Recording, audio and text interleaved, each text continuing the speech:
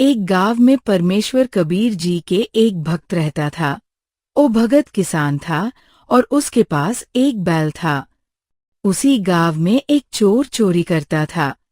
एक दिन वो चोर चोरी करने निकला तो रास्ते में ओही भगत का घर देखा। घर के बाहर एक बैल बंधा था।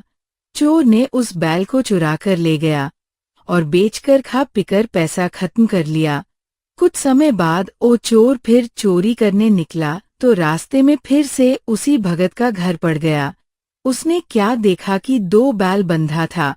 ये देखकर वो खुश हुआ और दोनों बैलों चुराकर भाग लिया और बैलों को बेचकर खा पीकर खर्च कर लिया। 1-2 वर्ष बाद वह चोर फिर से भगत के घर के रास्ते से चोरी करने जा रहा था और मन में ये सोच रहा था कि इस भगत का मैंने 3 बैल चुरा लिए, इसके पास कुछ नहीं होगा और पुलिस रिपोर्ट भी नहीं करता। चलो थोड़ा देखते हैं कि ये भगत क्या कर रहा है और किस हाल में है। ये सोचकर भगत के घर की तरफ देखा तो 4 बैल बंधा था। ये देखकर बहुत अचंभित हुआ और वो चोरी करने की बात भूल गए। उसने सोचा कि चलो इस आदमी से पूछता हूँ कि इसके पास ऐसा क्या जादू है। पास जाकर भगत को उठाने लगा। ओ भगत जी, जरा उठना जी। कौन है जी? और मुझे सोने दो, दिन भर काम किया हो, बहुत थका हूं। मैं चोर हूँ और मेरे से चोरी नहीं हो रहा इसलिए जगा रहा हूँ। आपके पास ऐसा क्या जादू है? मैंने आपका 3 बैल चुरा कर ले गया और बेचकर खा पीकर खत्म कर लिया और मेरा तो नाश हो रखा है। घर में सब बीमार हैं और आपके पास 4 बैल कैसे हो गया? यह बात मेरे को समझ नहीं आ रही। अच्छा, तो ये बात है। अब सुनो, चोरी करके कोई सुखी नहीं हो सकता और न धनवान। अच्छा कर्म और मेहनत करोगे तो भगवान अपने आप देगा।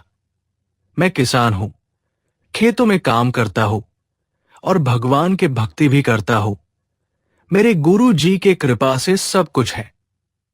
आज से चोरी करना छोड़ दो और आप भी चलो मेरे गुरु जी के पास। नाम दीक्षा लो और नेक काम करो, सब ठीक होगा गुरु जी के कृपा से। ये सुनकर वह चोर चोरी न करने की प्रतिज्ञा की। तो सुबह भगत जी और वो चोर दोनों परमेश्वर कबीर जी के पास जाकर सारी घटना बताई। तो परमेश्वर कबीर जी ने कहा, ठीक है बेटा, आज से चोरी करना छोड़ दो, नाम दीक्षा लो और भक्ति करो। परमात्मा अनजाने में किए सब पाप नाश कर देगा और सुख देगा। ये सुनकर वो चोर ने नाम दीक्षा ली और भक्ति करने की प्रतिज्ञा की।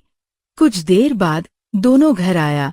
भगत जी ने कहा, मेरा एक और बैल ले जाओ, अच्छा से खेती करो, मेहनत करके जीवन चलाओ। ठीक है जी, मैं आपका एक बैल ले जाऊंगा और मेहनत करके आपका पहले का 3 और यह एक 4 बैल का पैसा लौटा दूंगा। आपकी पैसों को मुझे कोई आवश्यकता नहीं। गुरुजी ने मुझे सब कुछ दे रखा है। उन पैसे को गुरुजी के पास दान धर्म कर दीजिएगा तो परमात्मा और बहुत सारे लाभ देगा।